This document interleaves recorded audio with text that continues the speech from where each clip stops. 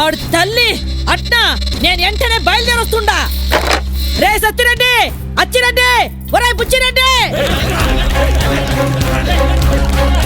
ఏమైనాదక్క? ఈ కడప రెడ్డమ్మ కళ్ళు గప్పే నా బిడ్డ బ్యాంకాంగ్ పోయినాడంట. కత్తితో తిత్తి తీసి ఆడనే బీచ్ లో పూడ్చి పెడతా. ఓ 20 తెల్ల సుమోలు, ఓ 20 నల్ల సఫారీలు తేనే. బ్యాంకాక్ అక్క? అవునరా. అక్కడికి మన సుమోలు సఫారీలు వెళ్ళవక్క.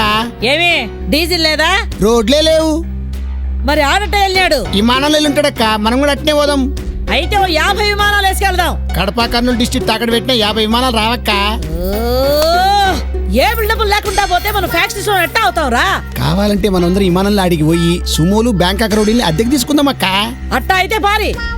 పాస్పోర్ట్ ఉన్న వాళ్ళు బ్యాంకాక్ దాకా రండి, లేనోళ్ళు హైదరాబాద్ ఎయిర్పోర్ట్ దాకా రండి. అక్క నేను విమానం ఎక్కుతాం, అది చూసి మీరంతా కింద నుంచి టాటా చెప్తారు గానీ. నాకు కూడా పాస్పోర్ట్ ఉన్నదన్నా. అయితే నువ్వు కూడా రా. పారా. మమ్మీ ఊరెళ్తున్నావా? అవునరా బిడ్డ. ఆడుకోవడానికి ఏమన్నా తేవా?